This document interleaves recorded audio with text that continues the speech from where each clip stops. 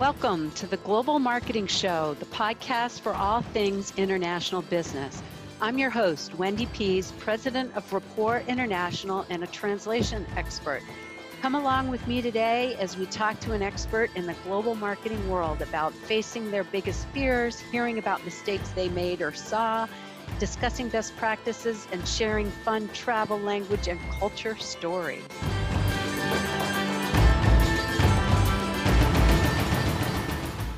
Welcome to another Global Marketing Show podcast. I am so glad that you're here today because we're going to have a fascinating story of a company that started in Norway and has had tremendous growth. We're going to welcome the Chief Marketing Officer.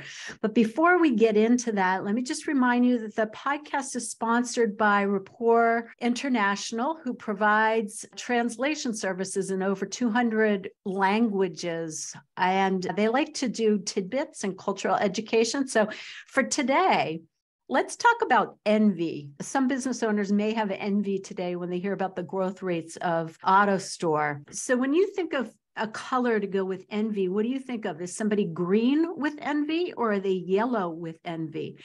In English, we associate the color green with feelings of envy or jealousy. And it's also true in other languages like Spanish, Dutch, Norwegian, Finnish, and other languages.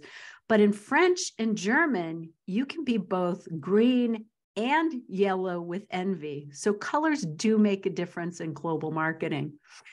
All right, so on to today's guest. We're welcoming Marcus Mogéus, and he is the CMO at AutoStore. He's been there 2 years, but he's had tremendous growth through the company. He's been in 3 different roles after starting as a consultant. So he's had quick promotions. Prior to this, he worked at PwC and KPMG. He was in the M&A advisory groups working with private equity and large corporations. So I know he's going to be an impressive person to talk about the growth. So Marcus, welcome. Yeah, thank you, Wendy, for having me. Oh, I am so excited to hear your story and AutoStore's story. So why don't you tell me a little bit about AutoStore and how it got founded? Because it's an interesting story to me.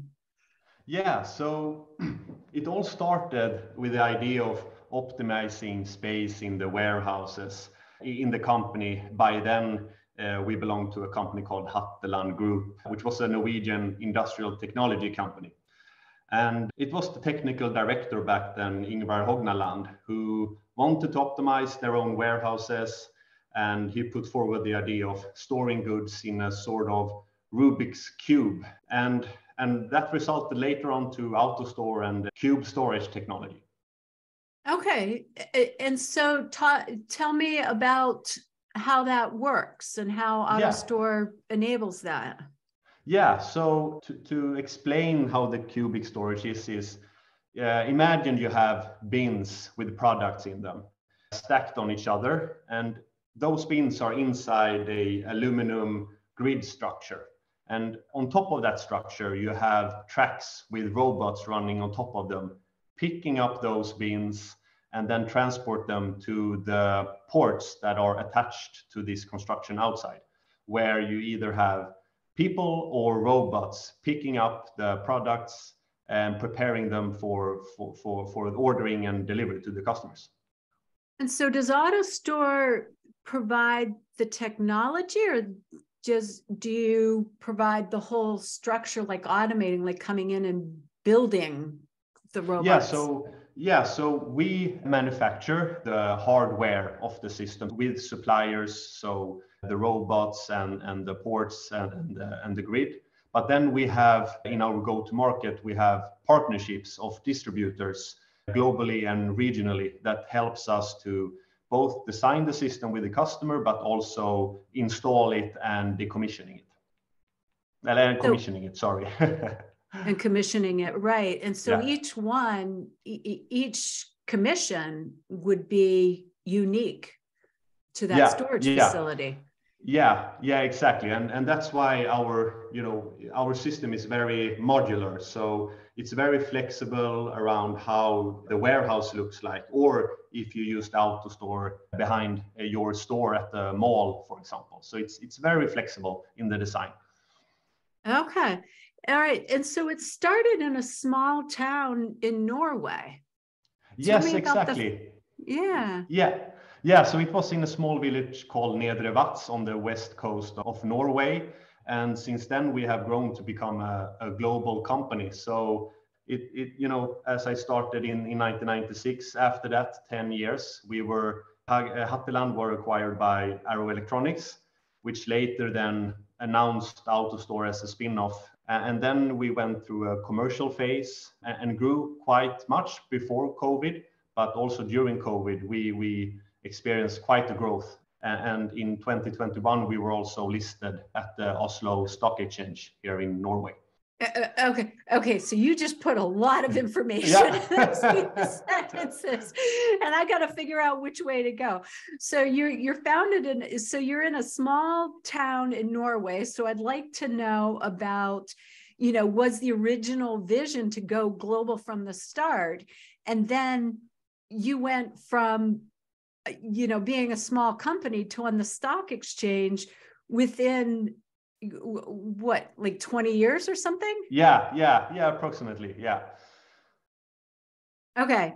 So start with the original concept and what the plan was to go internationally. Were you thinking you'd be a Norwegian company, or were you thinking, or was you weren't there at the time, or was the company thinking global from the start?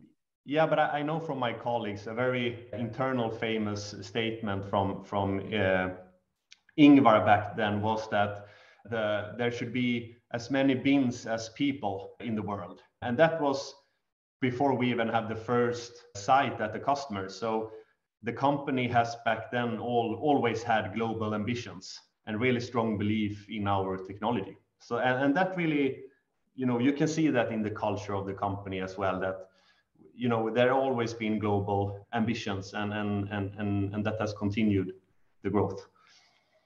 Okay. Yeah, I love that. In the US, many companies don't think global from the start, or, in other large countries, because they think, oh, the domestic market is so big. But here you've got a Norwegian company that thinks global from the start. So it's and talking with colleagues that was working with AutoStore or at Hatteland at the time, they just say that it's a fantastic journey of really being near the Vats, talking about global ambitions, and now 25 years later we are at that stage. Yes. Okay. So tell me about the growth. I mean, you've had phenomenal year-over-year growth for a long sustained period of time, and had greater growth during COVID. So break that down for me. Yeah, so in the last 10 years, we have realized a CAGR of 50% year over year. And during COVID, it's been more than that. So what we have seen is that before COVID, there were already mega trends that supported the automation need in warehouses. But with COVID, that increased even further, very much when we moved more from offline to online for retailers, and e-commerce boomed even more. So that's the trends that we have seen. Okay, that makes a lot of sense now. Like during COVID, with so many people shopping online, then all the supply or the warehouses were struggling to upgrade and keep up. Yeah. So as we have seen, so total volumes typically follows and increases in relationship to the GDP. But if we wait, say that again. Say that again. Yeah, that was very interesting to me. Yeah, so the total volumes of transport we often see, especially business to consumer, is following similar as the GDP. But what we saw when moving from offline to online, it's a complete different complexity, because if you only have offline transporting goods on pallets on a regular schedule to stores, it's scheduled and it's quite standard. But if you manage the same volume, but with many, many more orders to different places in your market, that presents a complete other complexity for the logistics and warehouse managers. And to be able to steer your logistics and be efficient, then you need automation. So just take an example. If I follow that up by an example, let's say we take the grocery space in the US. Before COVID, the online volume was around 2 to 3%. But after COVID, and yeah, then it was small volumes. It could be managed by the store, either by the retailers themselves or using Instacart or such. But as the online volumes grow to what we estimate around 10%, the complexity of handling that volume increased quite a lot. And if you used your existing processes, you could, for the customers in the store, it could be a very bad experience having people running around doing online picking. So then the retailers need to reevaluate how they handle that online volumes, basically. So we have seen quite an increase in the automation because of that. Okay, so number one, I'm surprised that only 2 to 3% were online purchases and only 10%. I thought that, with the number of delivery trucks that I see through my neighborhood, I would have expected that to be higher. But then I guess if you put in cars, groceries, and large goods. Yeah, this was mainly related to grocery. So grocery online, pure grocery, yeah. Oh, I see. So this was grocery. So few people were shopping online, but it increased to 10%, and it's maintained 10% since then. So in grocery, as other segments such as apparel and such, we saw similar growth, but then when more and more opened up, we saw a little bit of a downturn, and then that flattened a little bit. So now it's a more baseline, a little bit lower what we saw in COVID, but now increasing, but at a slower rate. Okay, so some people have started returning to the stores, but it definitely affected how much was going online. And then you make a very interesting point that I hadn't thought about is, if you're shipping to a store and then somebody's unloading it and putting it on shelves, you're doing bulk shipments, not the one-by-one shipments. No, exactly. Yeah. And so talk to me more about that, because that's also a completely different setup.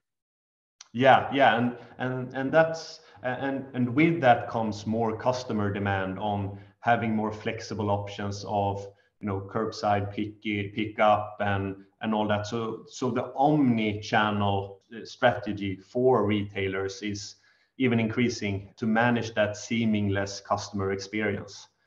Say a company go from fulfilling, like you talked about all the different ways that people could handle it. Like you've got somebody running around the floor and picking, you've got, a warehouse or you're fulfilling it yourself from the back office, to when you need to go to a store and think of it's automated, because there's got to be different inflection points on there. So what are you seeing there? Yeah, and it can be very different from segment to segment, but for example, we have a in-store AutoStore with Decathlon in Canada, which is a quite interesting concept, because they, with implementing the AutoStore, they increased the warehouse volumes of stock quite a lot. So what they have enabled now is to have more freed up space for improving their customer experience in the store, but also they can fulfill their customer orders online from that store to the whole country, which have increased their addressable market and network quite a lot. So they're not subcontracting out to a warehouse. They've built their own warehouse that's near the store, so they can receive goods, put it in the warehouse or move it. Exactly. So actually it is behind their store in a mall on the second floor. So it's a quite impressive solution they have they have installed. Okay, so AutoStore isn't like your target market is not just warehouses and supply. Yeah. No, exactly. So we cover sort of the whole spectrum from being an in-store storage application fulfilling both products for the store and online orders to micro fulfillment, dark stores, up to large high throughput applications. So what's the smallest throughput or company that you'd work with? Oh, it's a good question. As long as the products fit in our bin, I would say most often we are a very good viable business case for a business to use. But an initial investment can also, it depends about how many robots you need and how many SKUs you have, etc. So it depends a bit. Right. So I'm just thinking about all the e-commerce companies that have popped up, and they go from fulfilling on their own to thinking, oh, I can't manage this anymore. I need to do something better. Like, what's that point when they'd start looking to you? Typically, they should have a couple of $1 million in revenue, but that is also something we have identified that, of course, we have these large e-com players, but we also see that the market, as you say, is consisting of several smaller e-com players, as we call the SMBs. And what we have done now is to develop a concept to also enabling automation for them. So we have launched a new type of pricing model, which previously we only focused on full upfront capex, but now we also enable more OpEx related pricing models as well, to enable smaller companies to leverage the benefits of having automation as well. Okay, so I just want to clarify a couple of terms, because you have an MBA or a Master's of Science in finance and economics and supply chain. And so you're throwing around OpEx and CapEx. Now, luckily, I know what they mean. Capital expenditure is when you have to put money up front and you're buying something that you're going to put in. OpEx is operational expenses, which you're going to pay as you go. So, I mean, Marcus is a brilliant guy here, because he specializes in some, his specialty is completely different area, but now he's doing marketing. So just to clarify those terms. Okay, so now you're rather than somebody having to come up with a big capital expenditure, you're enabling them to pay as they go to use your services. Yeah, exactly. So we have decreased the upfront payment to approximately 20 to 30%, depends on the design, but then you pay per pick. So when you pick up a product for an ordering, then you pay a small number related to that. So pay as you go, basically. And does this help at all with global distribution? Yeah, so I would say, and also given current macro environment, this enables more customers that potentially have more, not as, the financial balance sheet to take on more loans, then they have more easier threshold to access automation, basically. Okay, so the automation would help pick and pack it, but they still have to figure out all the global regulations, laws, shipping, and all that. Yeah, exactly. So what we help with is the storing and order fulfillment. So storage and retrieval of the goods. Okay, so you can cut down your expenses for that, so you can open to global markets and make it streamlined. Okay, so now let's switch it over to global marketing. So you've taken over this fast growing company. Tell me, how are you going to market and spreading the world to your target markets? Yeah, so first of all, we have a go-to-market model, which includes our partners and their marketing teams. So we enabling them quite a lot. And then we also have our own team that focusing very much on two goals. And one is the brand awareness and general awareness around warehouse automation, because it's still very new to a lot of customers in different regions, but also different segments. So I think that is one of our main goals, to increase that awareness in the market. Okay. And coming out of Norway, which countries are you focused on building your brand in? Yeah, so today we are present, as you say, in Norway, the US, most of the places in Europe, but also we have been established in Japan and South Korea as well.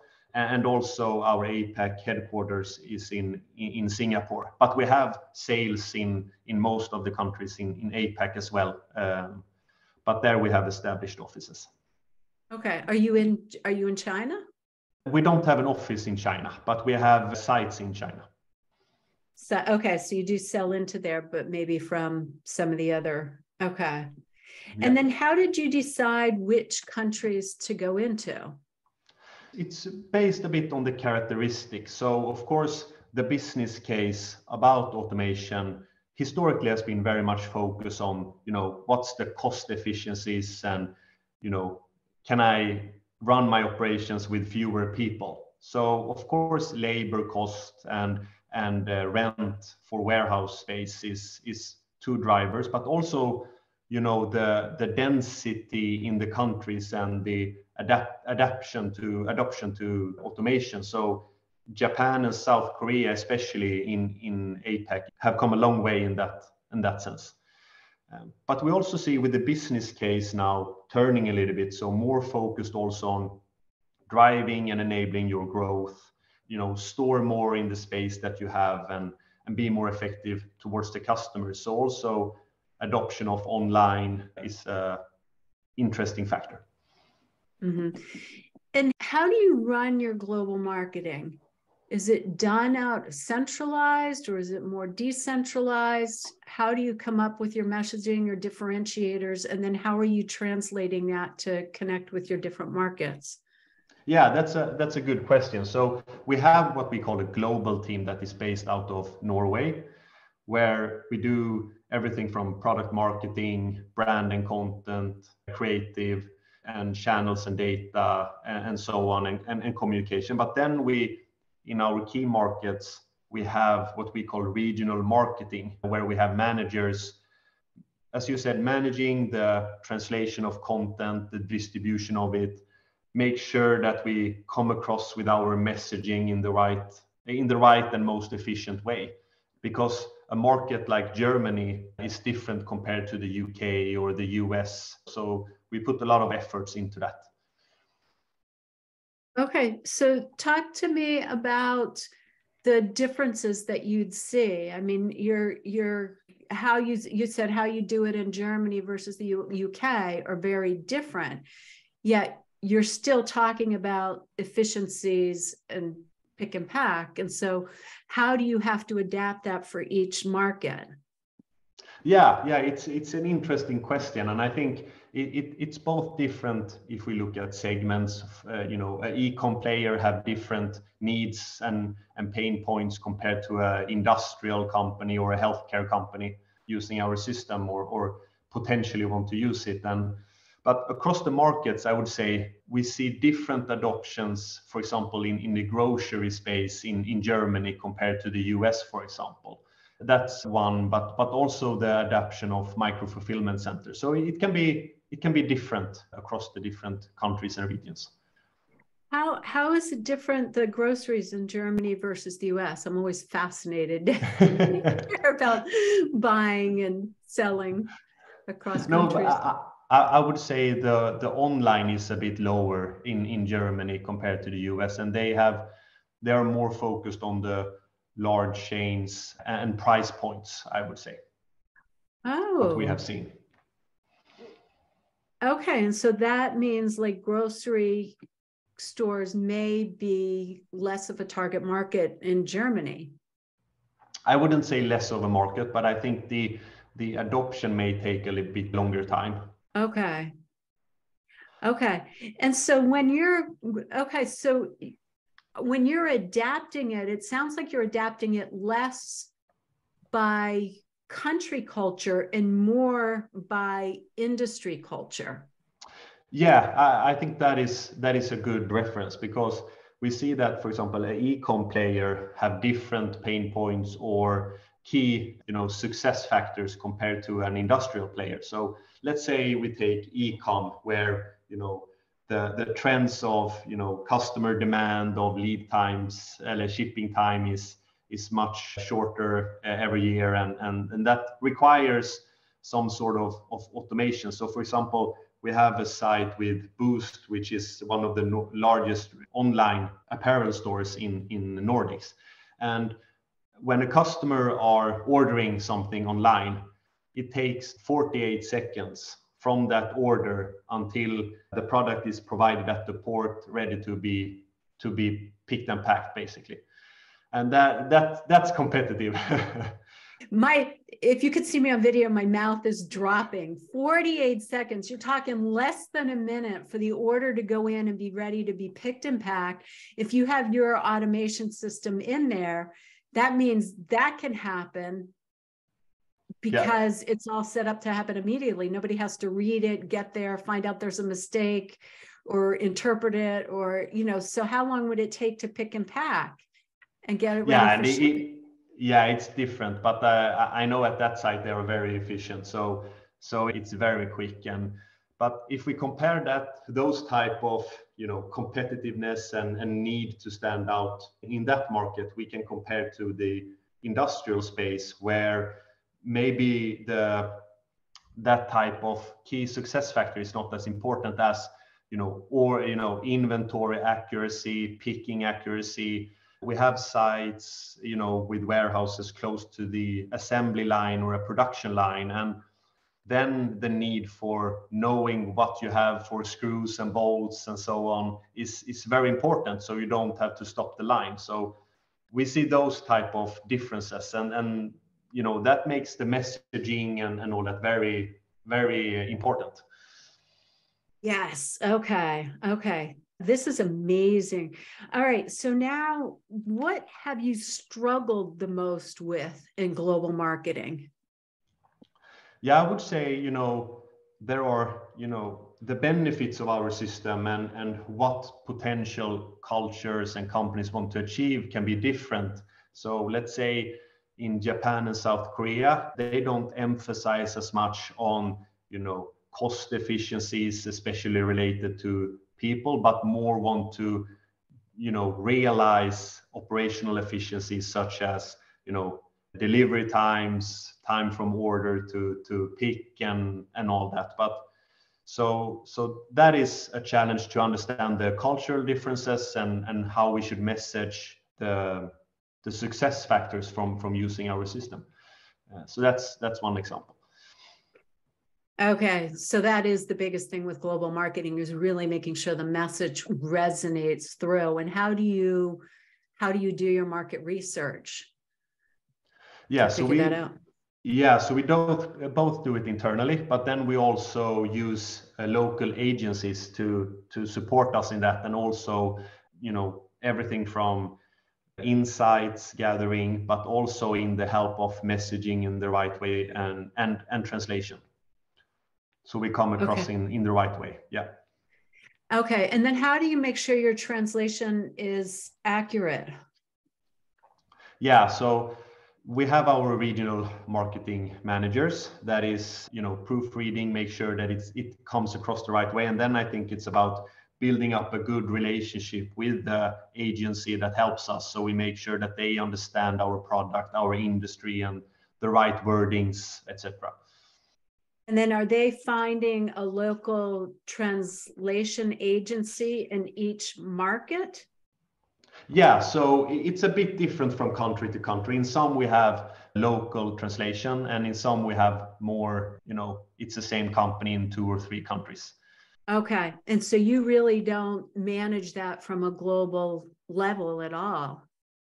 No, so we coordinate, and we have used global before, but we moved out to more having it on a regional and local basis. So if you have a translation done in Spain, you have Spanish done in Spain, and then you would have it also done in any South American countries if you're in there. right? And so you would have a different locally created message going on, and you're paying multiple times for the Spanish translation. Oh, okay. Now, no. So that is not happening. So we don't have, we're not doing the same translation in the same language. So that is coordinated by global. So we leverage our translation in the right way. Oh, okay. Because that's sometimes that I always wonder if companies are doing it in the local markets, they're losing so many efficiencies and spending more money if the messages are similar country to country and industry to industry. Yeah. I've seen that before, but that is why we have that coordinated centrally and together with our regional marketing managers. Right. I could keep going because I'm so fascinated about what you've accomplished and what you've done. Where do you see taking the company as you're fairly recent in the CMO role? What are your goals? Yes, I would say, our big mission for our, for our organization is to create space. So the idea of optimizing space is our bigger mission, where our technology reduces the warehouse, as we talked about earlier. In the same space as your warehouse today with an AutoStore, you can warehouse the same amount in less, in 75% less space percentage. So what we, with our technology, you releases both time, space, and energy, because it's a very also very sustainable solution, and this we believe can be used to explore new landscape of opportunities. So really a capacity for the benefit of both businesses, as we have discussed, but also society and the planet. So everything from the trends we are in discussion around, smart cities, and really leverage and maximize the space that is existing. Yeah. And so, how do you so I see that as your global vision, which I think is phenomenal, because I hadn't put that together about the smart cities and saving the planet. But if you use less space, that makes sense. So what are your action items on going forward? Like, how are you going to do that with global marketing? Yeah, I would say historically, as we grew historically, we focused very much on technology in our marketing, presenting, what's our KPIs, what is the benefits, and uptime of the system and peak accuracy, etc., etc. But what we will focus on going forward is to include more of the human element, more and more in our storytelling, focusing on our solution and what our customers can achieve, the society, etc. So as I mentioned, our mission is to create more space for citizens' livelihood in a way. Yes. Okay. Which is very interesting, because in a lot of companies outside the US, I say, are more tactically based, features based, which those are what the numbers, and that's what you're going to buy on. But what are you going to start exploring on is you want those benefits. So sounds like you're the right person for the role, and I'm so impressed with what you've done. So, I always like to ask this question towards the end of the podcast interview. What's your favorite foreign word? Yeah, it's a fun question. So I would say, as coming from Sweden, we have one word that is in Swedish, it's pronounced lagom, and I believe it's a word that is not really existing in other type of languages, but it's between enough and like okay, sort of. So that is also my approach a little bit, to try to keep it simple and always plan and so on, but focus on also execution. So that's why I love the books of Marcus Sheridan of They Ask You Tell, if we talk marketing books. I love that book. I do too. I talk about it all the time. I have it here sitting on the desk. And the other one I have on my desk is the one that I wrote. It's called The Language of Global Marketing. So I use a lot of his concepts, or I refer to his concepts in my book. Yes, I love Marcus Sheridan. Yeah. Yeah, that's great. Keep it simple. And so can you say the Swedish word for us again?